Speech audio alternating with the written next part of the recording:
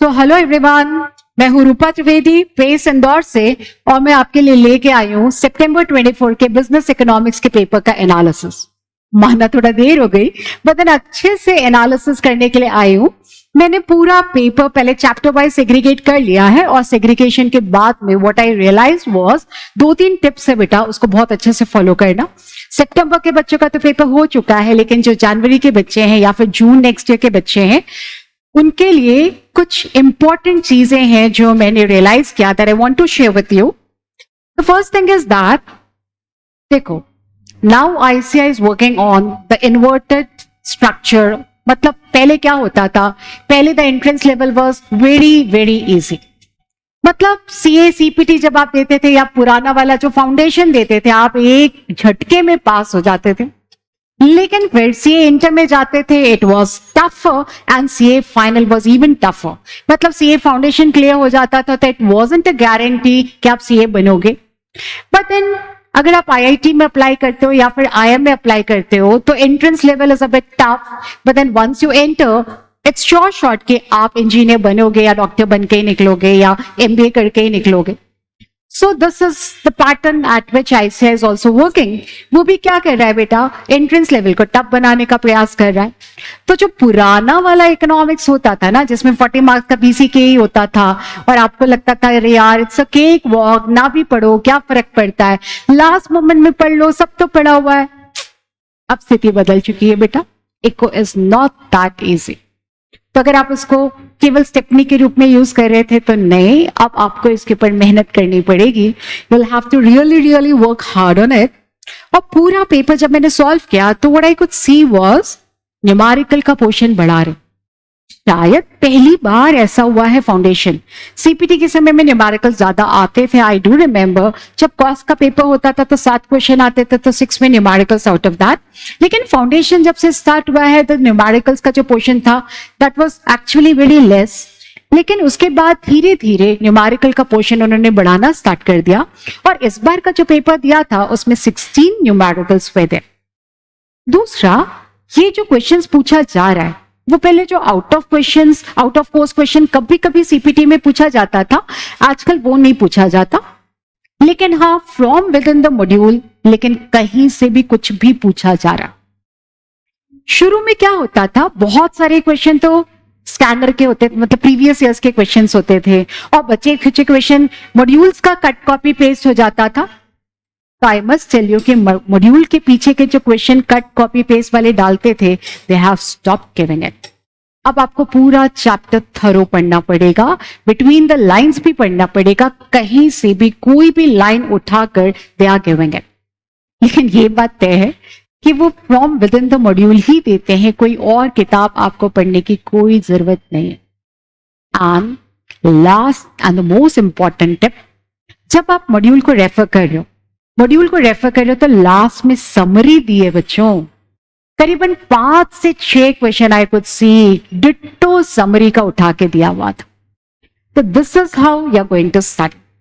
तो अब हम शुरुआत करते हैं फॉर सॉल्विंग द पेपर्स। जो पुराना वाला सिलेबस होता था ना 60 मार्क्स का इको, जिसको उन्होंने स्क्वीज कर दिया 45 मार्क्स में, उसमें तो पुराने वाले क्वेश्चन बहुत पूछे हुए हैं। तो लेट्स स्टार्ट सॉल्विंग और सॉल्व करते करते आई लेट यू नो कि देखो कौन सा वाला क्वेश्चन प्रीवियस ईयर्स में ऑलरेडी आ चुका है। So nature and scope of business economics, आन पता है जो वेटेज आईसीआई ने बोला था एग्जैक्टली उतना ही दिया। जैसे 2 चैप्टर्स बिजनेस साइकिल्स और जो इको का चैप्टर 1 वाला जिसमें 2 यूनिट्स है, उसने बोला था 5 मार्क्स, एग्जैक्टली 5 मार्क्स।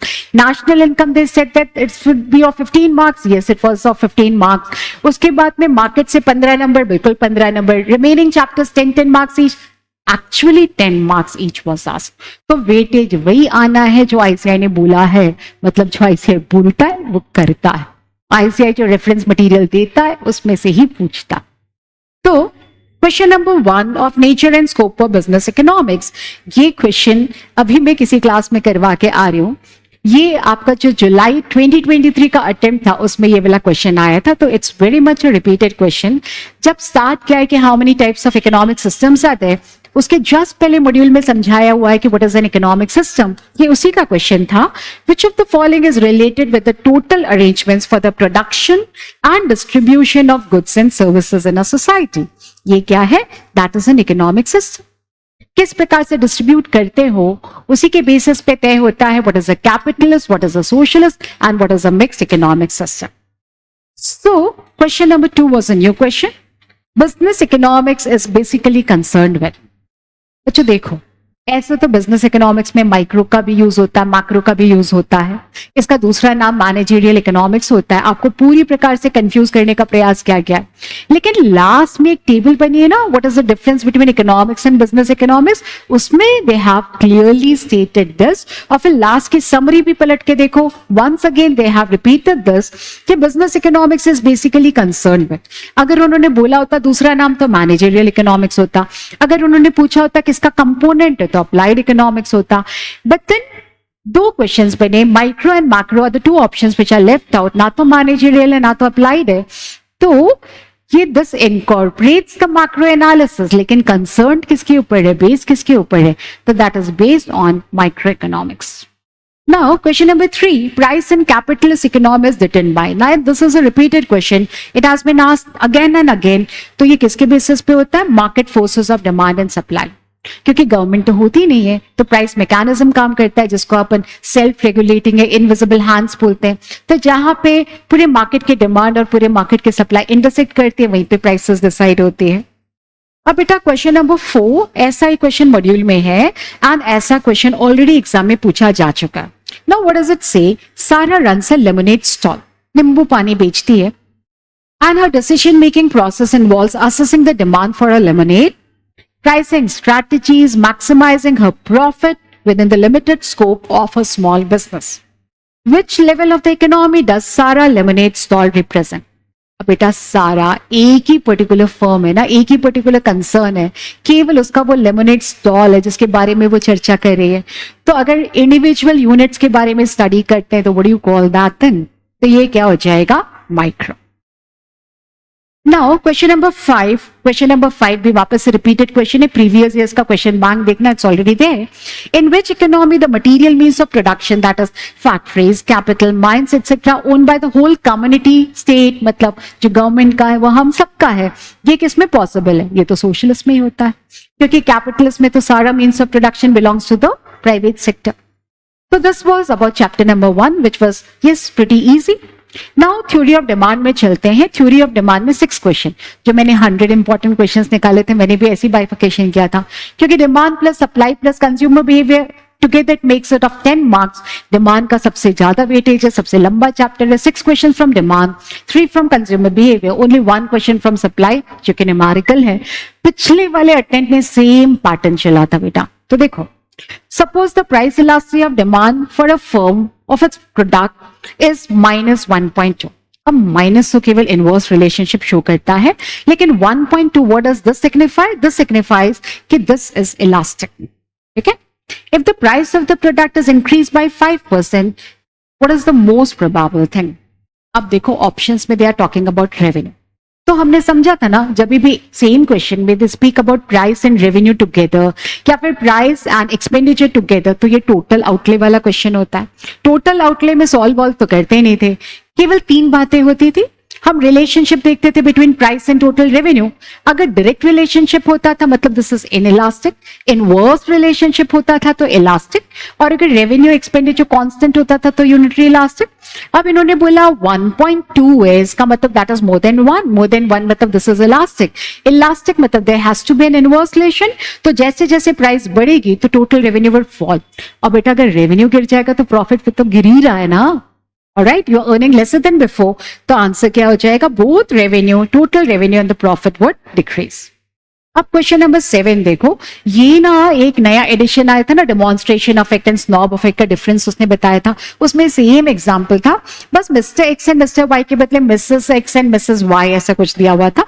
तो mister X and mister Y are rich rivals and in a party mister X wears an expensive dress. एक पार्टी हुई, उसमें तो शो ऑफ कर रहे हैं, तो मिस्टर वाई ने एक एक्सपेंसिव ड्रेस पहनी और मिस्टर वाई ने देखा and mister Y also has the same dress, उसके पास में सेम ड्रेस घर पे रखी हुई है and it decided to reject the use of the same dress. अब वो कभी नहीं पहनेगा.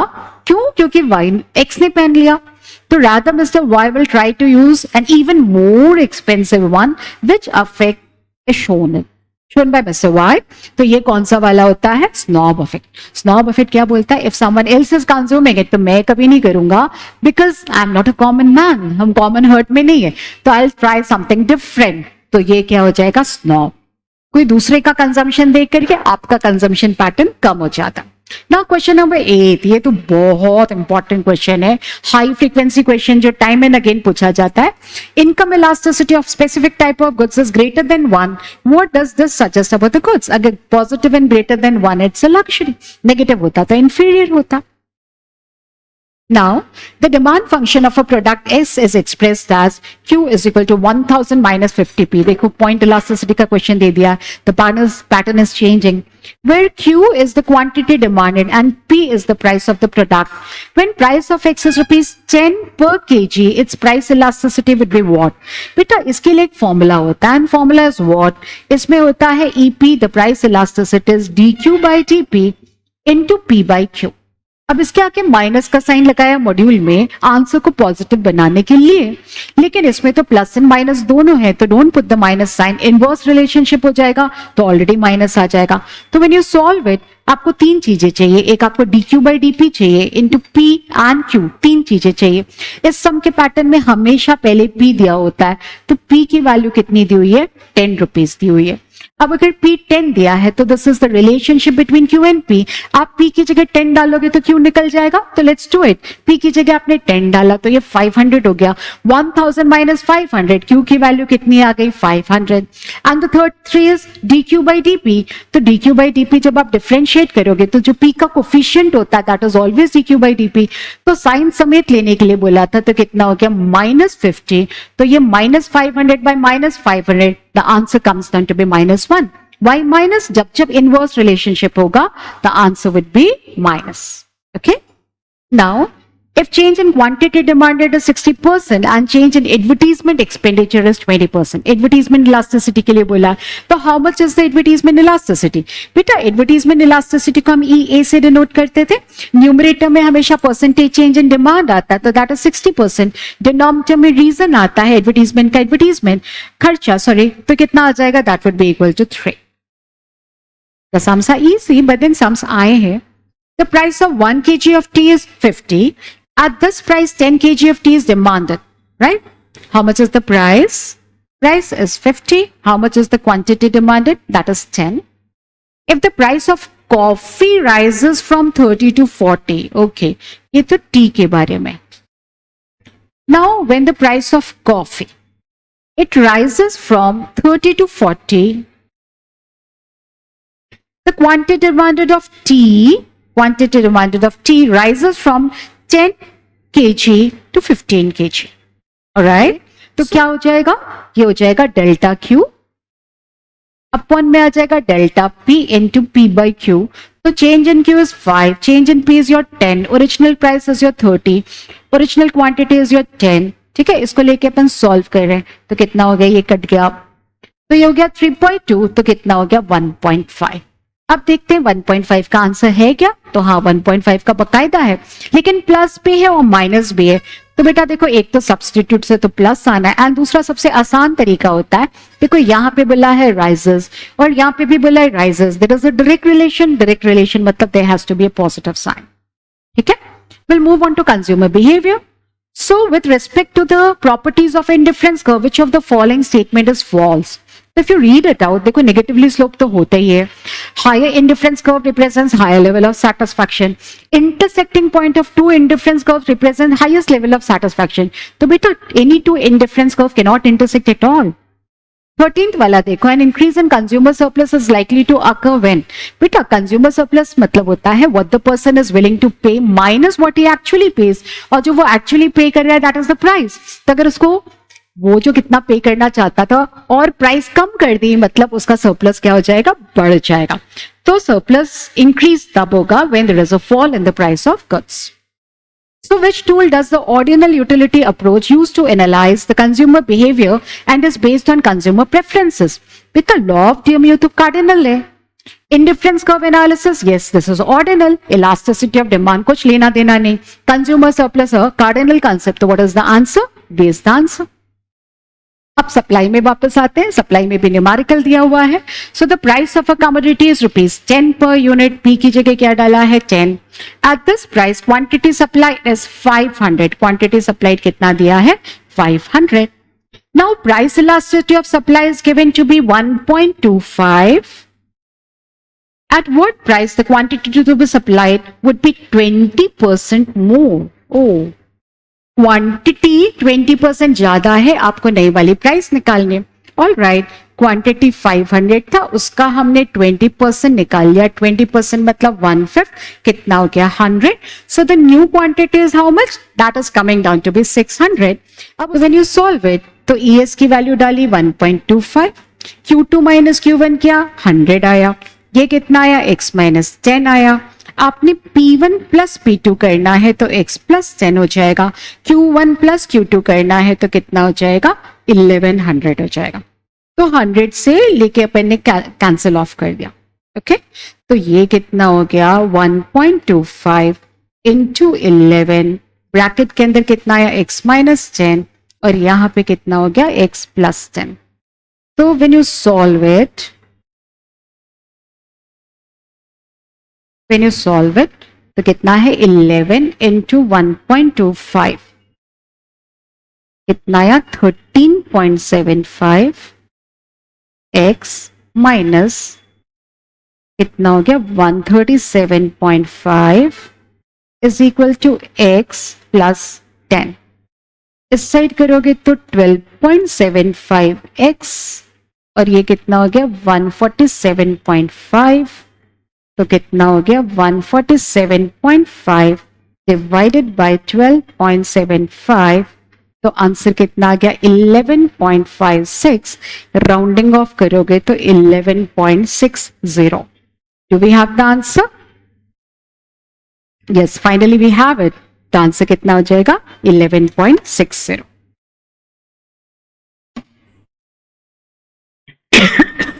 सॉरी.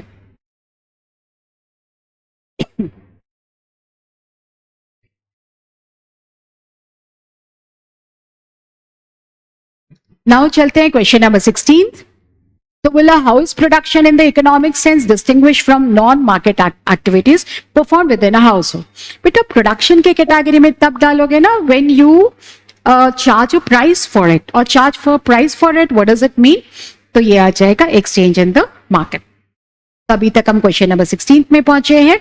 इधर आ जाते हैं, इसको लेके सॉल्व करेंगे. अब question number 17, 18, once again the numerical. This is going to be an easy one. अब इसमें देखो एवरेज प्रोडक्ट कितना दिया है? 20. यहाँ पे पहले टेबल कंप्लीट कर लेते तो MP1 भी कितना हो जाएगा? 20. अब यहाँ पे देखोगे 50 दिया हुआ है तो चेंज निकालोगे, क्योंकि देखो क्वांटिटी ऑफ लेबर में केवल एक का फर्क है, तो इधर कितना आ जाएगा? 30. इधर दिया 40. अब since AP is given, 30 into 4 करोगे कितना आ जाएगा? 120. तो इधर में कितना हो गया? This comes down to be 30. अगर इसको लेके सॉल्व करना तो दिस बिकम्स 100. ये कितना हो जाएगा? 50/2. ये कितना हो जाएगा? 25. और ये 90/3 करोगे कितना हो जाएगा? 30. सो what is the average product for the third unit of labour? तो थर्ड यूनिट ऑफ लेबर देखोगे तो 30 आ जाएगा. What is the marginal product for the second unit of labour? तो सेकेंड आवर ऑफ लेबर देखोगे तो वापस से कितना आ गया? 30 आ गया. ओके, क्वेश्चन नंबर 19 में आते हैं, थोड़ी सी स्पीड बढ़ाते हैं. When does the law of variable proportion or law of diminishing returns become relevant? अरे ये क्वेश्चन 4-5 बार ऑलरेडी आ चुका है. अगर स्केल नहीं बोला है तो किसका क्वेश्चन हो जाएगा? शॉर्ट ट्रेंड का हो जाएगा. Now what is the primary characteristic of decreasing returns to scale? तो मेरे ख्याल से ना इसने गलत लिख दिया, इसको स्केल नहीं बोलना चाहिए था. ये शॉर्ट ट्रेंड में अपन बोलते हैं. सेकेंड स्टेज में क्या होता है? TP increases at a diminishing rate, right? और अगर स्केलिंग के बारे में, लॉन्ग रन के बारे में बात कर रहे हो तो डिक्रीजिंग रिटर्न्स टू स्केल मतलब स्टेज 3. और स्टेज 3 का मतलब क्या होता है? Input increases by a greater amount. तो अगर यही वाला क्वेश्चन है तो बेस्ट पॉसिबल आंसर क्या हो जाएगा? A would be the answer. Okay, 21. Moving on to theory of cost. At higher levels of output, average total cost and average variable cost curve come closer. अरे क्यों come closer? आपको मालूम है ना, AFC का जो फॉर्मूला होता है वो होता है एटीसी माइनस एवीसी. इन दोनों का जो डिस्टेंस है that is becoming smaller and smaller. Why does it happen? It happens because AFC gradually कम होता चला जाता है. तो इसका मतलब what is the right answer? AVC remains constant, बकवास है. Average fixed cost remains constant, not at all. Average fixed cost accounts to relatively small percentage of average total cost. Yes, this becomes the right answer. अब आते हैं numerical में. What is the numerical state? A firm produces 5 units of output at an average fixed cost of 4 per unit. क्या बोला है? Quantity कितना दिया है? 5. Average fixed cost कितना दिया हुआ है? That is given to be 4. For the cost for producing 10 units of output, for 10 units of output, the average cost is 7 per unit. Average cost is given to be 7 per unit. Average variable cost for producing 10 units of output. तो अब आपको क्या चाहिए? Average variable cost चाहिए. Okay. तो अगर average variable cost चाहिए तो पहले हम क्या निकाल लेते हैं? एएफसी निकाल लेते हैं. तो बेटा एएफसी निकालने के लिए पहले टीएफसी निकालेंगे. तो व्हेन यू मल्टीप्लाई दिस तो आपका टीएफसी कितना हो गया? 20. तो 20/10 करोगे तो कितना आ जाएगा? 2. तो एएफसी आ गया आपका 2. आपको एसी मतलब ATC is given to be 7. अब आपको निकालना AVC, that is how much? ATC minus AFC. 7 minus 2 करोगे तो what would be the answer? That would be equal to 5 over here. Now, which of the following expenses is included in cost of production and termed as accounting cost? Accounting cost मतलब जो आपने factors of production को पे किया होता है. तो factors of production को जो पे किया है वो क्या है? Wages paid to the workers employed in the factory. What will be the total amount of sunk cost on the basis of following information? Sunk cost मतलब डूब गया. आपने वो खर्चा कर दिया, आपको बेनिफिट मिला या नहीं मिला, that is immaterial. तो बेटा संक कॉस्ट में 2 प्रकार की कॉस्टिंग आती थी. एक R&D की कॉस्ट आती है, दूसरा एडवर्टीजमेंट की कॉस्ट आती है. तो that would be equal to 150 plus 5. When you add upon कितना हो गया? 155. देखो डायरेक्टली फॉर्मूला भी पूछ सकता था लेकिन they didn't ask. वो थोड़ा सा प्रैक्टिकल ओरिएंटेशन लाने की कोशिश कर रहे हैं. मैंने देखा पब्लिक फाइनेंस वाले जो चैप्टर है उसमें भी थोड़ा सा प्रैक्टिकल ओरिएंटेशन देने का प्रयास कर रहे हैं. अब क्वेश्चन नंबर 25 में आते हैं. This question is a repeated question. मेरे ख्याल से 3 times they have already asked it. Which term is used to describe cost that remains fixed over a certain range of output then jumps to a new high level then remains constant? तो ये किसकी definition होती थी? सीढ़ी चढ़ रहे थे ना, तो स्टेप स्टेप वेरिएबल कॉस्ट इसका आंसर होता था. तो हमने कॉस्ट तक कवर अप कर लिया है. नेक्स्ट चैप्टर में आते हैं, मार्केट का चैप्टर. प्रोडक्शन एंड कॉस्ट मिला के 10 मार्क्स का आता है. तो 5 मार्क्स आए प्रोडक्शन से, 5 मार्क्स आए थ्योरी ऑफ कॉस्ट से. Moving on to this particular chapter. ये बहुत इंपॉर्टेंट चैप्टर होता है कारण कि the weightage is extremely high. 15 marks इसमें से काफी इजी आया था. So which market covers a wider area such as few adjacent cities, parts of states or a cluster of states? So that is supposed to be a regional market. तो कितना area cover up हो रहा है उसके basis पे होता है ना. लोकल मार्केट होता है जहां पे बना वहीं पे यूज कर लिया. रीजनल मार्केट में अपन बोलते थे कि that is the semi durable good, तो अक्रॉस द स्टेट्स हम ले जा सकते थे. So what should a competitive firm consider shutting down its operation? ये भी रिपीटेड क्वेश्चन है. तो शट डाउन तब करता था ना when AR is lesser than AVC, और एआर का दूसरा नाम होता था प्राइस. तो ऑप्शन नंबर क्या हो जाएगा? A. When the price is below AVC. This becomes the answer. Question number 28. The supply curve of perfectly competitive firm in the short run. आजकल ये क्वेश्चन बार बार पूछा जा रहा है. जो मैंने 100 इंपॉर्टेंट क्वेश्चन निकाले थे तो उसमें से ये पूछा था मैंने. तो इसमें क्या होता है? एमसी सारे में there are 2 shutdown points. PCM में there is a 3rd shutdown point. MC is equal to AVC. अगर एवीसी कवर अप नहीं होगा तो द फर्म वुडंट मेक. तो इसका जो सप्लाई कर्व होता है वो होता है एमसी का वो पोर्शन जो या तो एवीसी के बराबर होगा या फिर एवीसी के ऊपर होगा. So the portion of the marginal cost curve which lies above the minimum point of AVC. अब क्वेश्चन नंबर 29 पे आते हैं. 3 मेजर स्मार्टफोन मैन्युफैक्चरर. अरे पहले ही बोल दिया. एक तो स्मार्टफोन मतलब oligopoly, and there are 3 sellers only. Alpha tech, beta mobile, gamma gadgets. Alpha, beta, gamma dominate the smartphone market. These companies are in constant competition in the market share and innovation. Which type of market structure has been described? तो बेटा when there are 3 sellers, when there are few sellers, तो ये जो market कहलाता है, this is the market of oligopoly. अगला देखो, marginal revenue for 1 unit is 10, for second unit is 5, for the third unit is 3. तो टीआर बोला है तो टीआर 3 बोला है. MR1 plus MR2 plus MR3. तो when you add upon 10 plus 5 is 15 plus 3, the answer comes down to be 18. अब talcum powder ये अपने मॉड्यूल के अंदर है, मैंने नोट्स में भी डाला था। मैंने बोला था टेल्कम पाउडर के तो बहुत सारे मैन्युफैक्चरर्स होते हैं, बहुत सारे सेलर्स होते हैं, तो they should come under monopolistic competition and if it ever comes down, तो याद रखना ये इम्प्योर ओलिगोपोली का क्वेश्चन है, मतलब इम्परफेक्ट ओलिगोपोली का है, तो talcum powder belongs to imperfect oligopoly always. अब इन्होंने क्या बोला, a software company engaged in price discrimination for a product, the company identifies different market segments and charges different prices based on perceived differences in willingness to pay. This is possible under which situation? They are talking about price discrimination. Price discrimination is always a part of monopoly market. आपके वहां पे monopoly होनी चाहिए, मतलब जहां पे आप बेच रहे हो, you alone should be there. Question number 33, 34 ये बार बार आता है, पहले तो हर अटेम्प्ट में आता था। तो what happens to the equilibrium price when there is a decrease in supply with no change in demand? Right, EP के बारे में बोला है, तो इसमें बोला है the demand is not changing, तो केवल सप्लाई का रूल लगाना है, और सप्लाई क्या हो रही है बेटा, डिक्रीज हो रही है। अब सप्लाई और ईपी का कैसा रिलेशनशिप होता था, that was an inverse relationship, so if the supply is decreasing EP must be rising, तो आंसर क्या हो जाएगा, इक्विलिब्रियम प्राइस गोज अप।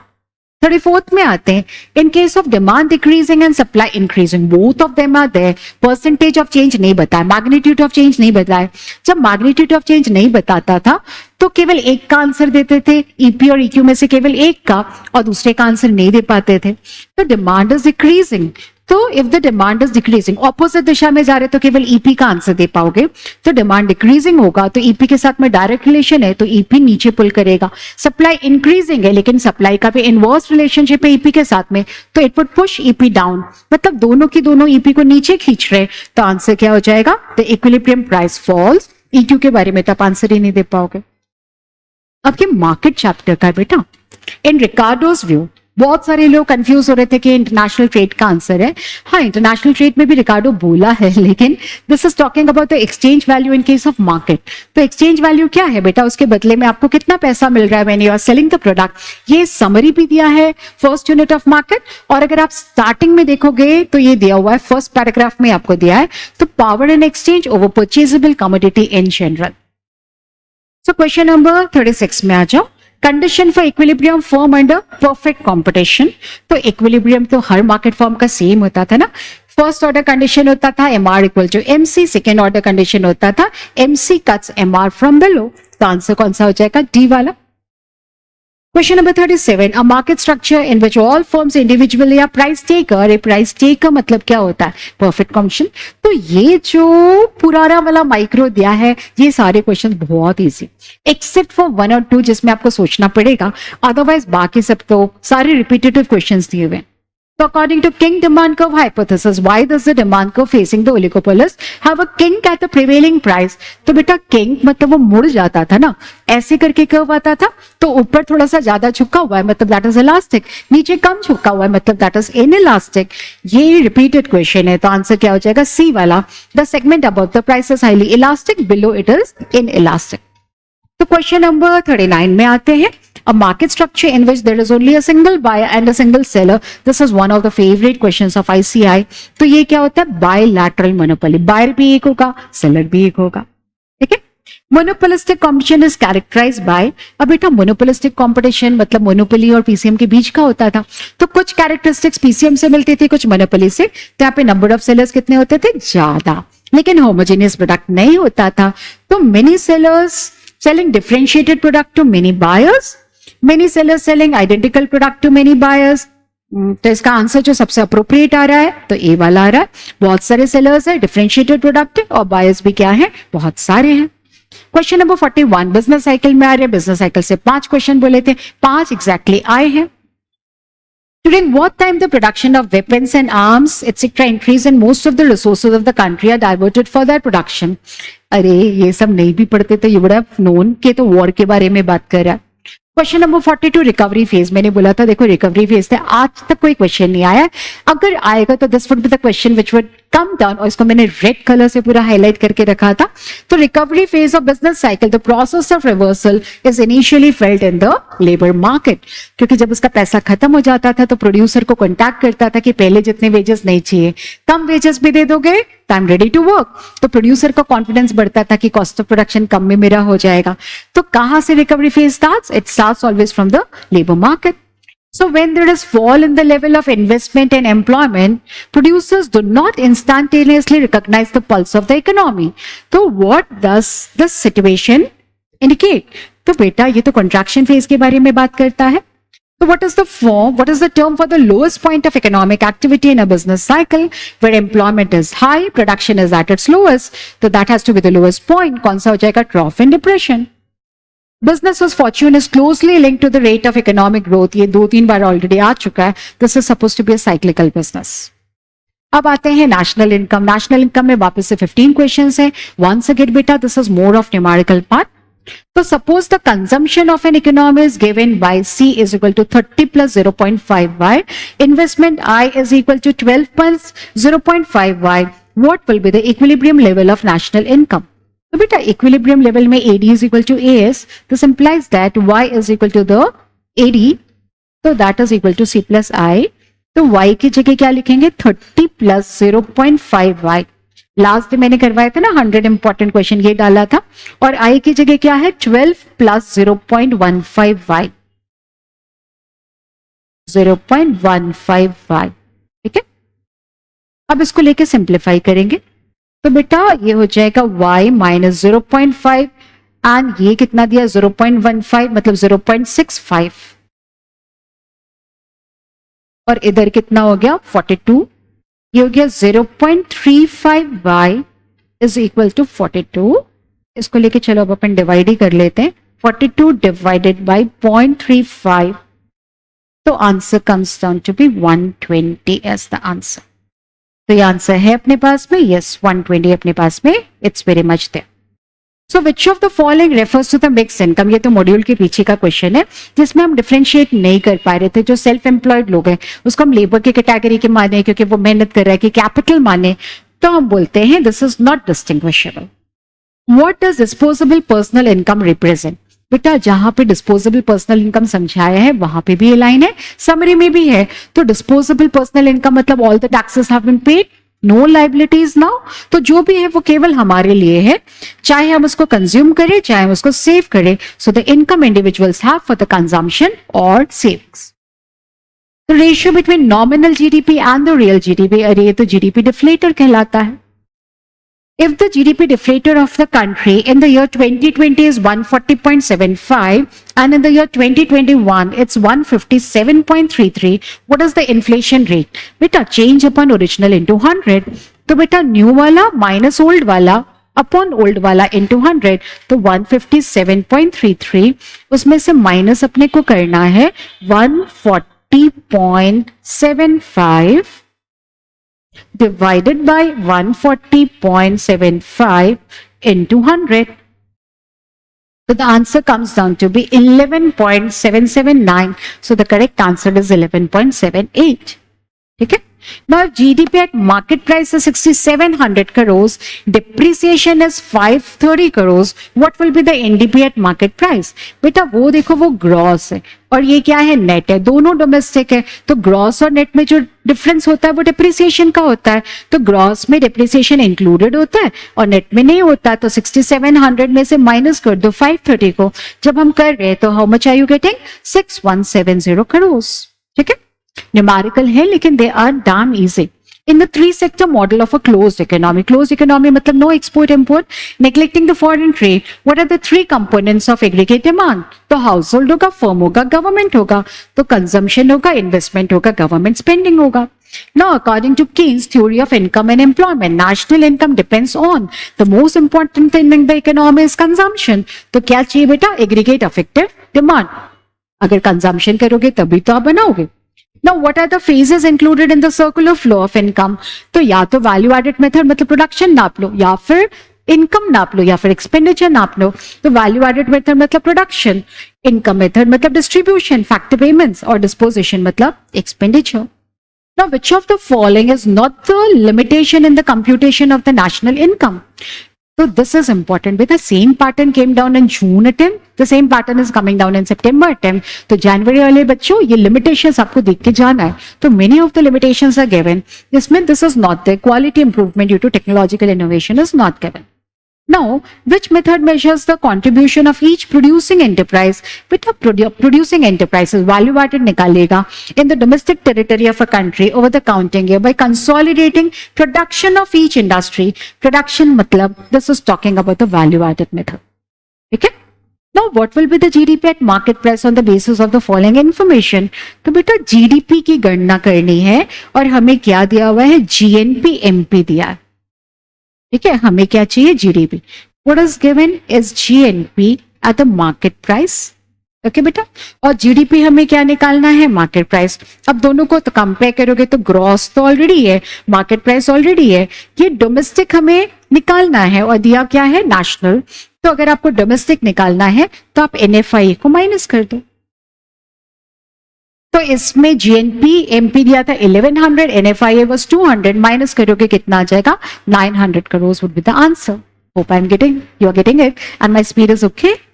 अब क्वेश्चन नंबर 58 में आते हैं. Which of the following is not the correct formula to calculate NNP MP. हमें क्या चाहिए? NNP MP. तो बेटा ये दिया हुआ है एनडीपी एमपी, ये नेशनल है, ये डोमेस्टिक है, तो एनएफआईए को जोड़ोगे तो this is the right one. फिर एनएनपी एमपी और यहाँ पे क्या है? जीएनपी, मतलब नेट और ग्रॉस का डिफरेंस है तो डिप्रिसिएशन को आप माइनस करोगे. फिर ये क्या है? एनएनपी और ये है जीडीपी एमपी. तो बेटा एक तो डिप्रिसिएशन आपको हटाना पड़ेगा प्लस एनएफआईए आपको जोड़ना पड़ेगा. तो देखो दिस इज ऑल्सो राइट. अब एनएनपी और ये क्या दिया? एनडीपी. तो इसमें तो आपको एनएफआईए जोड़ना चाहिए था. तो which one is wrong? This is the incorrect one. The state level estimates are typically prepared by the state income units of the respective states. ये national income की जहाँ पे शुरुआत हुई फर्स्ट पैराग्राफ में बेटा, CSO तो national income नापता है, state की directors of economics and statistics नापता है. What will be the total income if the value of APC is 0.45 and total consumption is 900? Okay. तो बेटा इसमें जो APC का फॉर्मूला होता था, if you can recall is this was consumption upon income. तो इसको पुट कर दो. एपीसी कितना दिया है? 0.45. Total consumption is given to be 900 और आपको निकालना है y. तो कितना हो जाएगा? 900 डिवाइडेड बाय 0.45. तो कितना आ गया? 2000 is the answer. 2000 A option is the answer. ठीक है, तो नेशनल इनकम के भी हम 15 मार्क्स कर चुके हैं. उम्मीद करते हो आपका बहुत अच्छा स्कोर आया. You were able to do all the numericals और थ्योरेटिकल. अब हम आते हैं पब्लिक फाइनेंस. अब पब्लिक फाइनेंस में इसने बोला Sarah is considering purchasing a used car from a private seller name John. John claims that the car is in excellent condition. अरे ऐसे होता है ना, जो बायर होता है वो हमेशा मतलब ये जो सेलर है अगर वो अपना प्रोडक्ट बेच रहा है तो वो क्या करेगा बेटा? वो अपनी इंफॉर्मेशन छिपा देगा, जिसको असिमेट्रिक इंफॉर्मेशन बोलता है. ठीक है. John has never been in an accident. However, John is aware that the car had significant damage in the past due to an accident. उसको पता है कि एक्सीडेंट हो चुका है, डैमेज हो चुका है. उसने उसको रिपेयर कर दिया, लेकिन सारा को वो बता नहीं पा रहा है. तो based on the case describe, what concept of economics does the scenario illustrate? बेटा असिमेट्रिक इंफॉर्मेशन में दो पार्ट्स होते थे. एक मॉडल हजार्ड था और दूसरा वाला था एडवर्स सिलेक्शन. और एडवर्स सिलेक्शन में पूरा यही वाला केस समझाया था. और सेकेंड हैंड कार्स को उसने लेमन बोला था. और मार्केट में अल्टीमेटली सेकेंड हैंड कार्स जो वही वाली बिकती थी, अच्छी वाली नहीं बिकती थी. सेकेंड हैंड कार्स वो जो बुरी लेवल होती थी वो बिकती थी एंड हमेशा उसको कम प्राइस मिलता था. तो they are talking about the lemon problem. So, under which Supreme Court verdict do the union and state legislators have equal, simultaneous and unique powers? तो बेटा ये मई 22 में एक वर्डिक्ट पास हुआ था कि जीएसटी काउंसिल की बात मानने की जरूरत नहीं है, आप अपने लेवल पे रूल्स बना सकते हो. Under institutional responsibility for public debt management, external debt is the responsibility of, ये मिनिस्ट्री ऑफ फाइनेंस का होता था. आरबीआई हमेशा इंटरनल डेट के लिए डील करता था. क्वेश्चन नंबर 64 में अरे एक ही फॉर्मूले का उसने ज्यादा न्यूमेरिकल दे दिया. If the primary deficit is 20,500 crores and net interest liability of a country are कितना दिया है 3500 crore, then what will be the fiscal deficit? बेटा फॉर्मूला होता था प्राइमरी डेफिसिट केवल करंट का दिखता था, प्रीवियस वाले डेट का नहीं दिखता था, तो primary deficit was equal to fiscal deficit minus the net interest liability. तो अगर आपको फिस्कल डेफिसिट निकालना है तो नेट इंटरेस्ट लायबिलिटी को फिस्कल प्राइमरी डेफिसिट में ऐड कर दो, तो 20,500 में 3,500 जोड़ोगे, it comes down to be 24,000 crore. Okay, which articles of the Indian Constitution contain specific provisions regarding the distribution of finances among states? ये हमने पढ़े थे ना, टोटल पहले 4 पढ़े थे, उसके बाद में और पढ़े थे, तो ये क्या था आर्टिकल 268 से लेके 281। Now, Richard Musgrave introduced a 3-branch taxonomy describing the role of government in a market economy. What are these branches? ये अपना जो पब्लिक फाइनेंस का फर्स्ट यूनिट है उसमें बोला था ना गवर्नमेंट इज इंपॉर्टेंट, भले ही मार्केट इकोनॉमी हो, 3 काम करने पड़ेंगे और वो कौन से होंगे? The first is resource allocation, दूसरा वाला होता था इनकम रीडिस्ट्रीब्यूशन और तीसरा वाला था मैक्रो इकोनॉमिक स्टेबलाइजेशन। तो ए वाला is the right one. Okay, for all revenues received, loans raised, all monies received by the government in repayment of loans are credited to the consolidated fund of India. ठीक है, और जितने भी expenditures plan होते थे वो भी वहीं से होते थे पार्लियामेंट की परमिशन के बाद। What actions can be taken during inflation? अब बेटा इन्फ्लेशन है, अब इसमें ना अगर आप नॉकआउट करोगे गलत वाला तो इन्फ्लेशन का मतलब होता है डिमांड बहुत ज्यादा है और उतनी सप्लाई नहीं है, तो मिसमैच हो रहा है, तो need to reduce the demand, you need to reduce the purchasing power. तो ये तो हो नहीं सकता बी वाला, सब्सिडी दे दोगे तो और ज्यादा परचेसिंग पावर बढ़ जाएगी। और बेटा you don't have to stimulate the demand, in fact आपको डिमांड को कम करना है, इसको हटाना है। तो बच्चा A and C both seems to be right नहीं, तो I have chosen this. Levy new taxes and raise the rates of the existing taxes. वापस इस समरी में जाओ, this is the line which is written over there. अब बेटा implement austerity measures. Austerity measures का मतलब होता है जब बहुत ज्यादा बजट डेफिसिट हो जाता है ना, और जो गवर्नमेंट है उसको लगने लगता है कि अरे यार बहुत ज्यादा डेफिसिट हो गया, रेवेन्यू के सोर्सेज आर वेरी मीगर, जबकि एक्सपेंडिचर बहुत ज्यादा अपने को करना पड़ रहा है, तो वो थोड़ा सा खर्चे को कम करता है, उसको बोलते हैं ऑस्टेरिटी मेजर्स। अब इन्फ्लेशन के समय तो आपको डिमांड को लेकर रिड्यूस करना है, तो you need to levy new taxes over here. Okay, now which of the following are considered tools of fiscal policy? तो फिस्कल पॉलिसी वो जो हमने चैप्टर पढ़ा था उसमें 4 टूल्स होते थे ना, या तो टैक्सेस लगाते थे, government expenditure, public debt and the budget, these are the 4 tools. अब इसमें रिपीटेशन कर दिया परहैप्स ना, प्राइमरी डेफिसिट निकालने के लिए बोला है, तो प्राइमरी डेफिसिट का फॉर्मूला होता था fiscal deficit minus the net interest liabilities. तो फिस्कल डेफिसिट दिया है 24,000, नेट इंटरेस्ट लाइबिलिटीज दिया है 2,000, सबट्रैक्ट करो, what is the answer? 22,000 crore. ठीक है, मतलब आएगा तो दोनों सम कर पाओगे, नहीं आएगा तो कुछ भी नहीं कर पाओगे। अब आता है मनी मार्केट। बेटा ये रियल मनी वाला क्वेश्चन, ये मनी मार्केट के पीछे का क्वेश्चन है। तो व्हाट इज रियल मनी? तो nominal money adjusted to the price level. अब इन्होंने पूछा correct formula to calculate excess reserves. तो बेटा जो आरबीआई बोलता है इतना रखना पड़ेगा उसको रिक्वायर्ड रिजर्व्स बोलते हैं, लेकिन कुछ एक्स्ट्रा ही रख लेते अपन, तो इसको अपन क्या बोलते हैं? दैट इज टोटल रिजर्व्स में से जितना रखने को बोला था। तो एक्सेस रिजर्व्स का फॉर्मूला क्या हो जाएगा? Total reserves minus the required reserves. Now, what does RBI publish every 6 months, providing explanation of the sources of inflation and forecast? ये मॉनेटरी पॉलिसी रिपोर्ट है, मॉनेटरी पॉलिसी फ्रेमवर्क बनाया था, उसमें monetary policy committee बनाई थी और उनको एक सिंगल पॉइंट एजेंडा दिया था, इन्फ्लेशन कंट्रोल, और उसको बार बार मेंटेन करना पड़ता था। टारगेट जो दिया था दैट वाज 4%, तो उसको बार बार रिपोर्ट पब्लिश करनी पड़ती थी, and that was the monetary policy report. अब बेटा reverse repo rate is linked to the repo rate. बेटा ऐसे तो आजकल ये फॉर्मूला तो गलत हो गया है, बिकॉज रिवर्स रेपो रेट को तो फिक्स करके लिखा हुआ है, it is fix, it has been fixed at 3.35%, but module में जो फॉर्मूला लिखा और जो पुराने जमाने में होता था it was like this, reverse repo rate हमेशा रेपो रेट से 1% कम होता था, तो this would be the right formula according to that. Which of the following is not a function of money? अब बेटा जब शुरू में मनी की डेफिनेशन बताई थी 3 बातें बोली थी, it should act as a medium of exchange, measurement of value, unit of account. Easily reproducible थोड़ी ना होना चाहिए, तो फेक करेंसी बनती चली जाएगी। The concept of aversion of risk, ये बोला था जेम्स टॉबिन, उसने बोला था ना people prefer more wealth than less and they prefer less risk than more, तो इसको क्या बोलते थे? James Tobin. What type of currency is issued by the central bank? तो this is by the order of the governor, तो इसको क्या बोलते थे? Fiat money. हर नोट पे लिखा रहता है ना, this is by the order of the governor, pay the bearer sum of rupees this. So in an economy, the money supply is 500 crores. The velocity of money, last written में भी same आया था, क्या बोला? The money supply is 500 crore, the velocity of money is v, total number of transaction t is 10,000, calculate the average price level p in the economy. तो बेटा इसका फॉर्मूला होता है mv is equal to pt। mv stands for the supply of money, pt stands for the demand for money. तो what does it say? Money supply is 500 crores, velocity कितना दिया है? 5, and total number of transaction t is 10,000 और अपने को price level निकालना है। ठीक है, तो p की वैल्यू निकालोगे तो कितना हो जाएगा? 500 इंटू 5 डिवाइडेड बाय में कितना हो गया? 10,000, राइट। तो व्हेन यू सॉल्व इट, ये अपना कट गया, 25 4 होता है, लेकिन बेटा ये तो करोड़ में था तो 1/4 करोड़ तो है नहीं, तो अगर आप इसको लाख्स में कन्वर्ट करोगे तो इसमें कितना हो जाएगा? इंटू 100 हो जाएगा, तो ये कितना हो गया? लाख्स में कन्वर्ट हो गया। 100/4 करोगे, the answer would come down to be 25 lakhs। ठीक है, नेक्स्ट बोला, if the monetary base in an economy is 250 crore and an open market operation by the central bank, the money supply is 1000 crore, calculate the money multiply. बेटा देखो, previous year के question paper करना बहुत important है। जून attempt में इसका केवल formula पूछा था, इस बार उसने न्यूमेरिकल के रूप में दे दिया है।